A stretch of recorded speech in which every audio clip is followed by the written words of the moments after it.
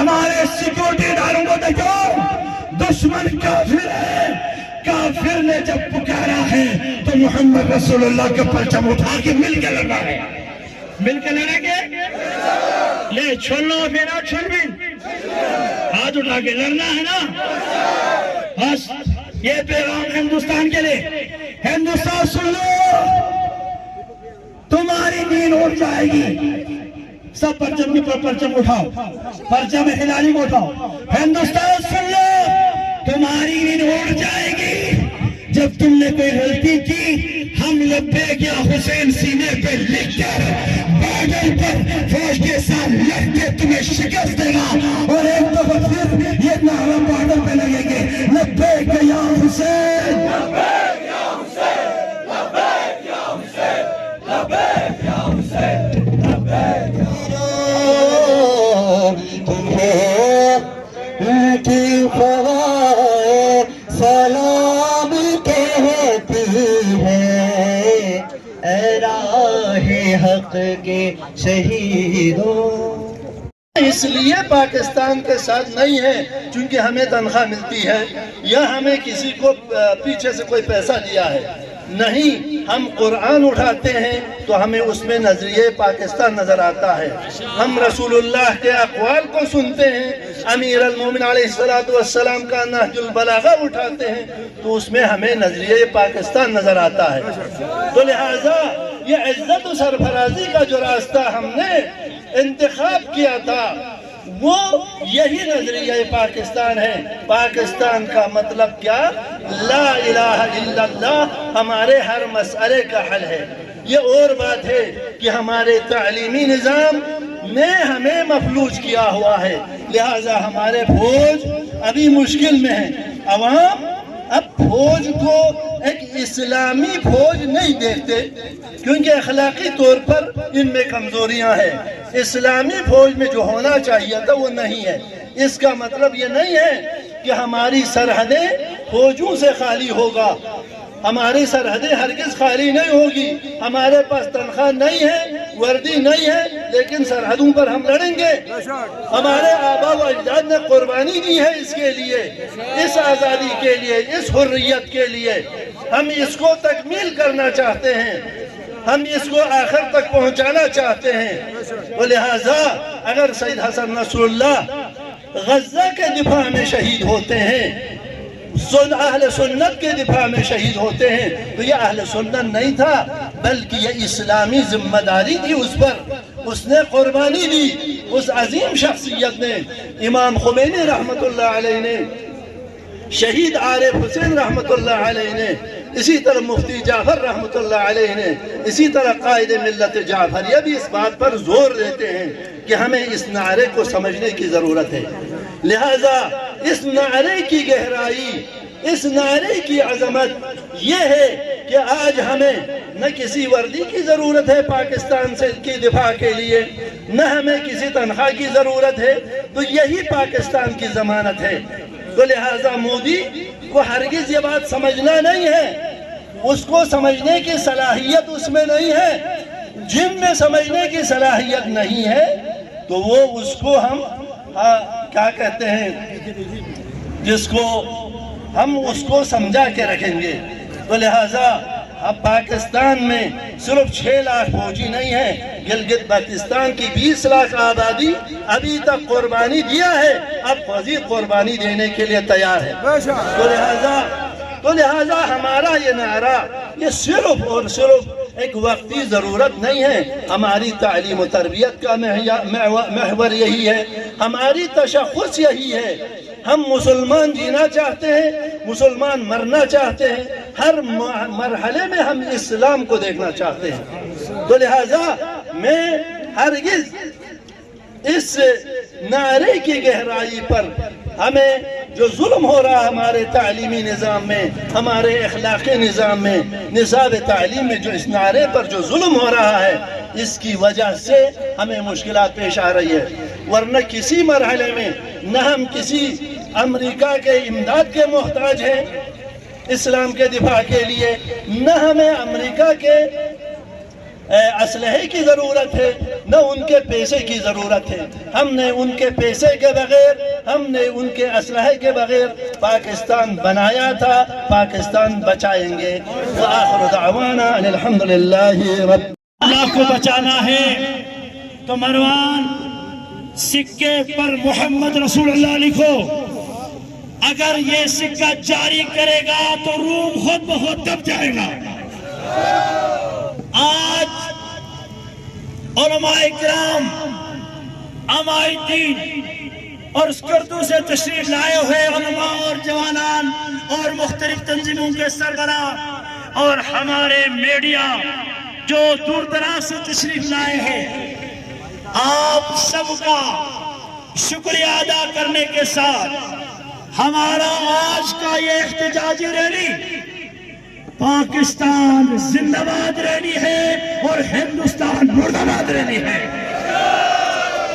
اس لیے کہ ہماری سرزمین کی حفاظت، ہمارے وطن عزیز کی حفاظت، حقیقت میں مسجدوں کی حفاظت، اسلام کی حفاظت، محلے کی حفاظت، خواتین کی حفاظت اور لا الہ الا اللہ محمد رسول اللہ کی حفاظت ہے.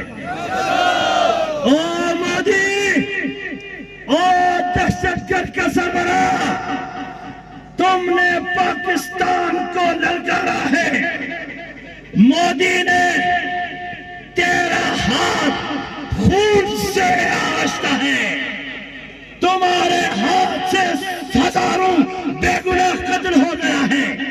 اور تمہاری جرات کہ تم نے اسلامی مملکت پاکستان کو آنکھ دکھایا اور تم نے تقریر میں انگلی اٹھا کر کہا میری خواہش ہے کہ پاکستان مٹی پلید ہو. اے ابلیس کا بچہ، تیری اس خواہش پر ہم خاک ماریں گے، تیری اس خواہش کو ہم دفن کریں گے. پاکستان لا الہ الا اللہ محمد رسول اللہ کی بنا پر قائد اعظم اور علامہ اقبال نے بنایا. ہم پورے ملک ایک ہی ہے.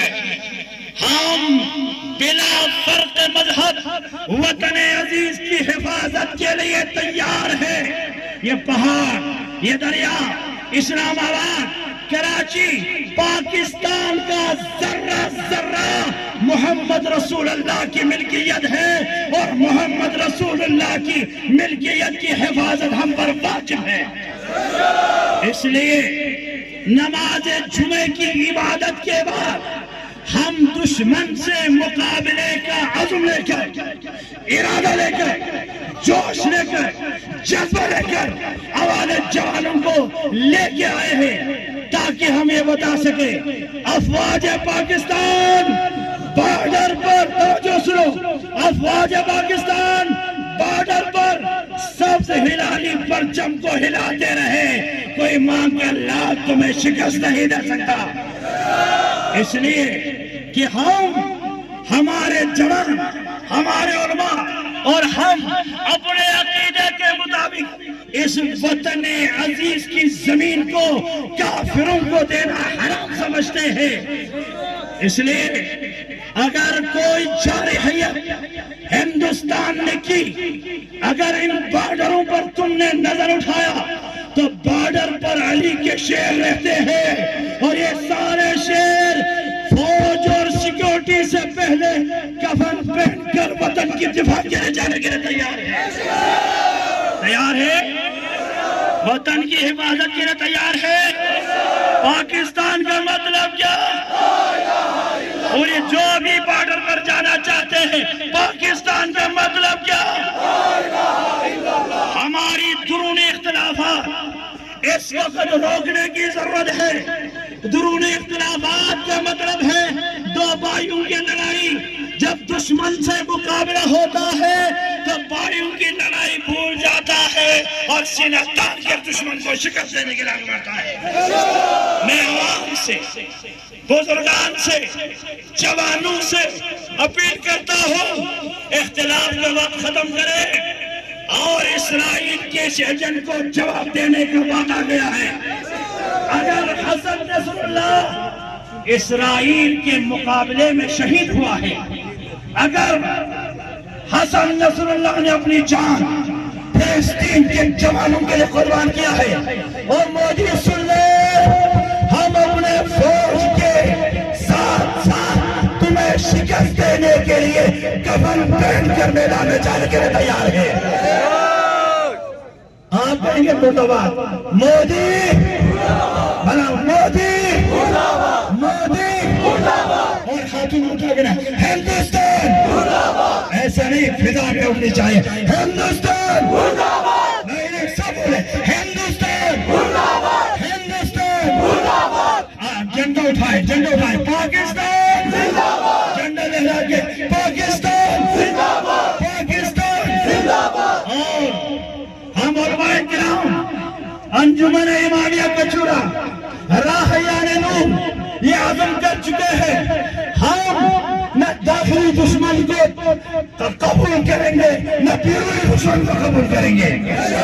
ہم نے یہ ارادہ کیا ہے کہ اگر مودی اپنی تقریر کو واپس لے جائے، اس نے دوسری تقریر میں بھی اپنے فوج کو کہا ہے مجھے پاکستان کے خلاف لڑنا ہے.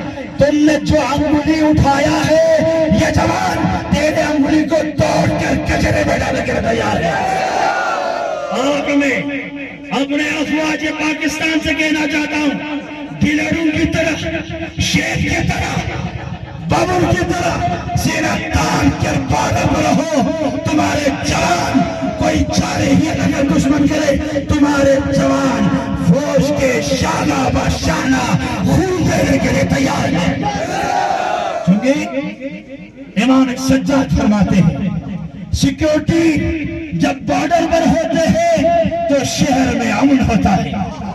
آپ کی نیند اڑی ہوئی ہے تو شہری نیند سے سوئے ہوئے ہیں. امام سجاد کی ایک دعا ہے جس میں محافظین کے لیے ہے، کہتے سلام ان پر جو رات دن اپنے بارڈر اسلامی سرحدوں کی حفاظت کرے. ارے وہ بیدار ہے تو آپ کو آرام ہے. اگر بارڈر پر خطرہ ہو جائے، نہ مسجد رہے گی، نہ نماز رہے گی، نہ امن رہے گا. امن ہے تو ہمارے بہادر سپاہی سامنے ہے. اور آج وہ وقت ہے